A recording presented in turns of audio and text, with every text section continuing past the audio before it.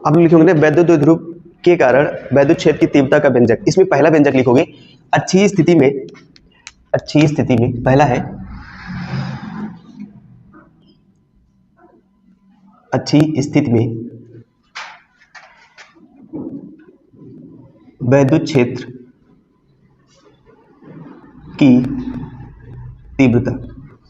ठीक है, अच्छी स्थिति में वैद्युत क्षेत्र की तीव्रता, अच्छी स्थिति में वैद्युत क्षेत्र की तीव्रता, अच्छी स्थिति में वैद्युत क्षेत्र की तीव्रता।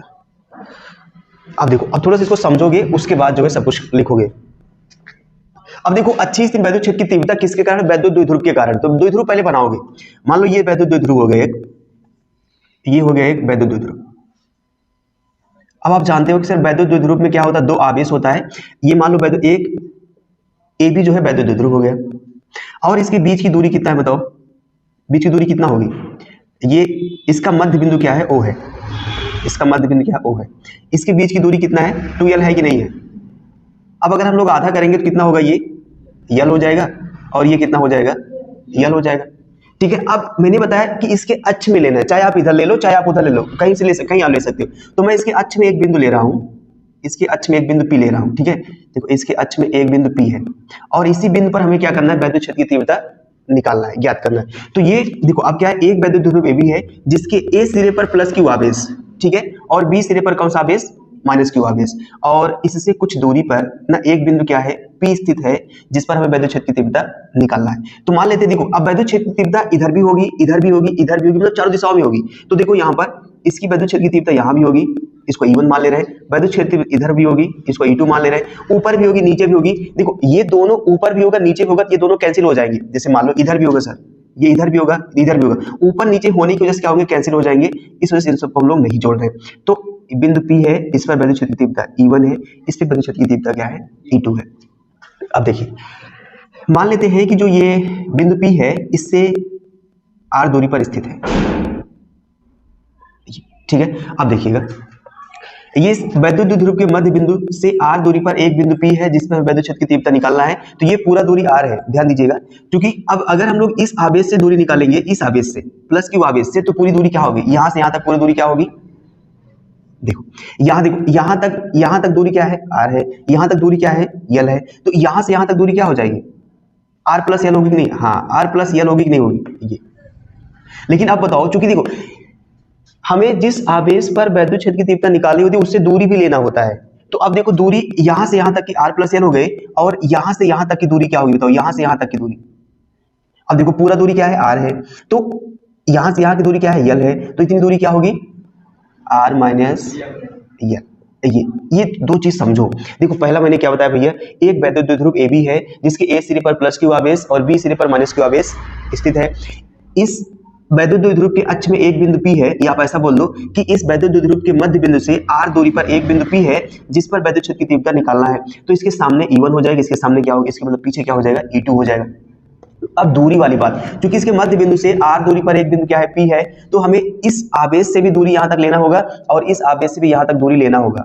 तो अब देखो इस आवेश से यहां तक दूरी लेंगे, तो चूंकि यहां तक दूरी r है, सॉरी l है, और ये पूरा दूरी क्या है? r है। तो पूरा दूरी r यहां हो गया, l यहां हो गया, पूरा r प्लस l हो जाएगा।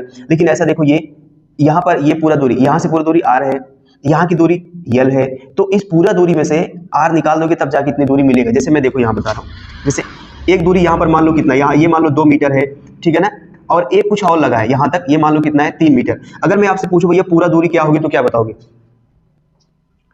यहाँ से यहाँ तक पूरा दूरी क्या होगी? ये 2 मीटर, ये 3 मीटर, तो पूरा दूरी कितनी होगी? 5 मीटर हो जाएगी। अब अगर मान लो ये पूरा दूरी दे दिया है, ये पूरा दूरी कितना है? 5 मीटर। अब कह रहा है सर ये 2 मीटर है, तो ये कितना होगा बताओ? 3 मीटर होगा कि नहीं? वही तो बात है ना। देखो ये पूरा दूरी r है, ये दूरी l है, तो ये वाली दूरी क्या होगी? r minus l। ये देखो यहाँ तक r है, पूरा यहाँ तक r है, यहाँ तक देखो l है, तो पूरा दूरी r प्लस l। अगर दो दूरियां दी गई हैं तो उनको जोड़ दीजिए, अगर छोटा वाला पूछ रहा है तो उसको क्या घटा दीजिए। तो ये वाली ये इतनी बात थी। देखो इसमें थोड़ा सा लिखना भी होता है, लिखने वाली बात हम लोग नहीं करते हैं। इसमें आप लोग क्या बताओगे? इसमें आप लिखो, इतना लिखना होगा, जितना मैं बोला उतना लिखना होगा। एक वैद्युत द्विध्रुव AB है जिसके A सिरे पर प्लस Q आवेश, B सिरे पर क्या कौन सा आवेश? माइनस Q आवेश स्थित है। इस वैद्युत द्विध्रुव के मध्य बिंदु O से r दूरी पर एक बिंदु P है जिस पर वैद्युत क्षेत्र की तीव्रता जिस पर वैद्युत क्षेत्र की तीव्रता E1 E2 है, वैद्युत क्षेत्र की तीव्रता निकालनी है, ज्ञात करनी है। और उसके बाद देखो अब यहाँ से इतने बात हो गई। अब यहाँ से देखो प्लस क्यू आवेश से दूरी r प्लस एल होगी और माइनस क्यू आवेश से r माइनस एल होगी। ठीक, इतनी बात क्लियर, आगे चलते हैं।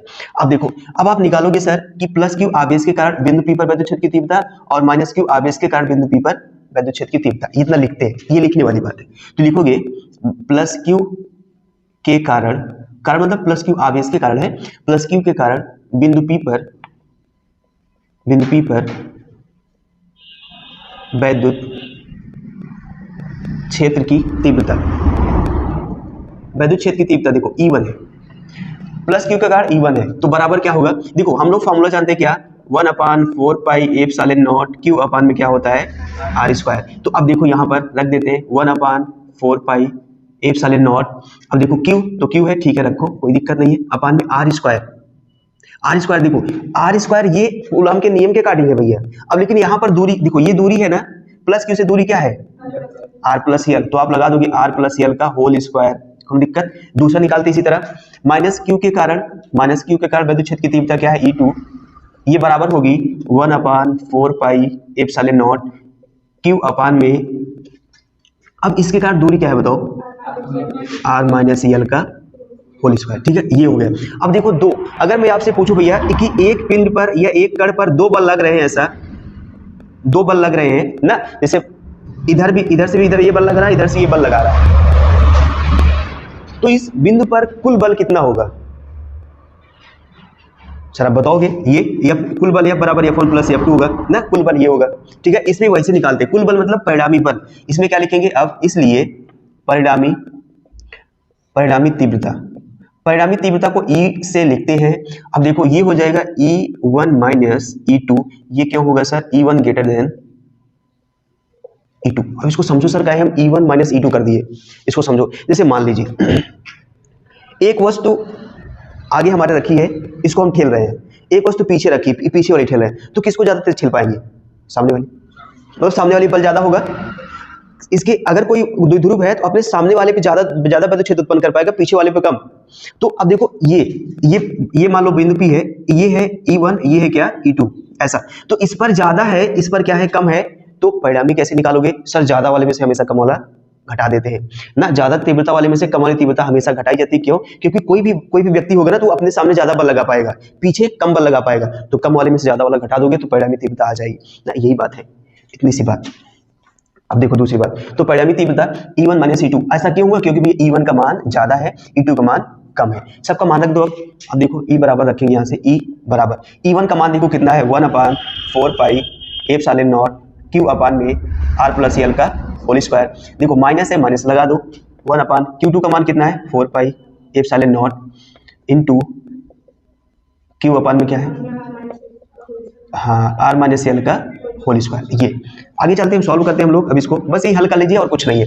देखो Q 1/4 pi epsilon not 1/4 pi epsilon not सब में तो कॉमन ले लो, ये हो जाएगा Q अपान में 4 pi epsilon naught 1/r plus L का whole square minus 1/r minus L का होल स्क्वायर। ठीक, तो ये हो जाएगा E इक्वल टू कितना होगा Q अपान में 4 पाई एप्सिलॉन नॉट। अब देखो इसको सॉल्व कैसे करते हैं हम लोग, एक फार्मूला आप लोग पढ़े होंगे, कौन सा, a minus B A plus B ना भैया, एक ब्रैकेट में a माइनस बी, एक ब्रैकेट में a प्लस बी, क्या होता है a square minus B square. अब ध्यान दीजिएगा, एक ब्रैकेट a प्लस बी, दूसरे ब्रैकेट में a माइनस बी, तो ये क्या हो जाएगा r का स्क्वायर, यहाँ पर a क्या है r है, r का स्क्वायर माइनस इधर क्या है l का स्क्वायर।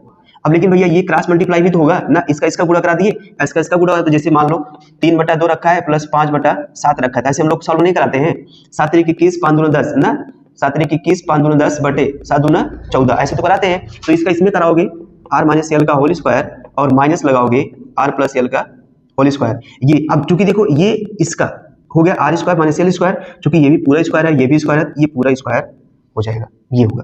ठीक, आगे चलते हैं, एक एक बात समझते चलिएगा, कोई दिक्कत नहीं होनी चाहिए, बहुत इंपॉर्टेंट डेरिवेशन है।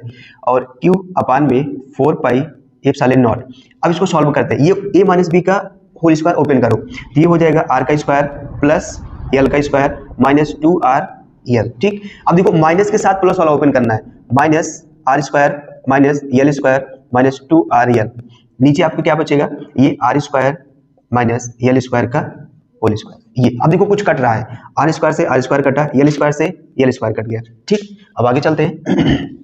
ये E इक्वल टू कितना होगा 1 क्यू अपान में 4 पाई एप्सिलॉन नॉट। देखो ये कितना होगा, ये -2RL कितना होगा -4RL अपान में कितना होगा R square minus L square का होल स्क्वायर। अब आगे चलते हैं। अब हमें कुछ बनाना है, बनाना क्या है देखो मैं बना रहा हूँ। ये E इक्वल टू लिखो, E इक्वल टू इसको बना लो भैया 1/4 पाई एप्सिलॉन नॉट। क्यू को अंदर लेके चलना है। देखो क्यू को अगर मैं लिखना चाहूँ ऐसा लिख सकता हूँ कि नहीं, देखो 2 इंटू -2QL अपान में R square minus L square का होल स्क्वायर पहले से है। ठीक, देखो गुणा कराओगे भैया, देखो कितना है, आर कहाँ गया, आर इसके साथ रखो, ये आर ना। देखो अब गुणा कराओगे 2 दूना 4, देखो 2 दूना 4 -4 है, -4 होगा। क्यू है, आर है, यल है, क्यू है, आर है, यल है, सब कुछ है, बस व्यवस्थित किया गया है। अब मैं आपको एक बात बताऊं, अभी मैंने बताया था ना भैया P बराबर क्या होता है, Q इंटू 2L। इसको लिखोगे तो क्या हो जाएगा, ये 2QL, या ये तो प्लस के लिए था ना, माइनस के लिए क्या होगा -Q इंटू 2L बराबर -QL। ऐसा होगा कि नहीं होगा बताओ ना। अगर प्लस वाला आवेश लोगे तो प्लस मिलेगा, माइनस वाला आवेश लोगे तो क्या मिलेगा। मतलब जो जहां पर इतना चीज है वहां पर हम लोग इतना P रख सकते हैं ना, कोई दिक्कत तो नहीं है। देखो ना, चूंकि भैया ये बराबर होता है तो आप बेशक रख दो, कोई दिक्कत नहीं है। E बराबर 1/4 पाई एप्सिलॉन नॉट, ये हो जाएगा 2R इंटू इसके साथ मैं कितना रख दूं P अपान में क्या हो जाएगा R square minus L square. आधा से ज्यादा काम हम लोग का हो गया, उधर थोड़ा सा करते हैं। देखो अब इसमें मान लो कि सर देखो आर बड़ा है कि यल बड़ा है, आंसर बताओ, आर बड़ा है कि यल बड़ा है। आर बड़ा है ना। अगर मान लो कि हम लोग आर को बहुत बड़ा कर दे, बहुत बड़ा, अगर आर को बहुत बड़ा कर दोगे तो यल बहुत छोटा हो जाएगा ना। इसे यही लिख रहे हैं, देखो यदि R is very very greater than 2L, R is very very greater than 2L, मतलब आर का मान बहुत बड़ा कर दोगे तो क्या होगा, तो यल का मान क्या होगा, शून्य हो जाएगा। जैसे होता नहीं है, जैसे मैं अभी अपने यहाँ से अपने घर की दूरी लूं और यहाँ से मुंबई और दिल्ली की दूरी लूं, तो बताओ सर ये क्या है, ये तो कुछ नहीं है, वही चीज ना। तो अगर आर का मान बहुत बड़ा कर दोगे तो यल क्या होगा, नगर के बराबर हो जाएगा। तो क्या हो जाएगा, यल स्क्वायर को नगड़ कर सकते हैं, नगड़ का मतलब ये शून्य। ठीक, अब आप इसमें रख दो E बराबर क्या होगा 1/4 पाई एप्सिलॉन नॉट 2RP। देखो इसका मान 0 रखोगे, एक बार रख दूं मैं, रखो आर स्क्वायर माइनस 0 का होल स्क्वायर, तो बराबर होगा E बराबर 1/4 पाई एप्सिलॉन नॉट 2RP। अब देखो 0 आर स्क्वायर में 0 घटाओगे मीन्स आर स्क्वायर मिलेगा, इसका वर्ग कर दोगे कितना हो जाएगा r की पावर 4, एक r से एक r कैंसिल हो जाएगा, तो E बराबर कितना आएगा 1/4 पाई एप्सिलॉन नॉट 2P अपान में कितना होगा RQ। ये होता है व्यंजक कब, जब वैद्युत द्विध्रुव के अक्ष में कोई बिंदु होता है तो। ठीक है, आई होप को आपको सारी बातें समझ में आई होंगी ना। अब इसका स्क्रीनशॉट ले सकते हैं, लीजिए स्क्रीनशॉट लीजिए।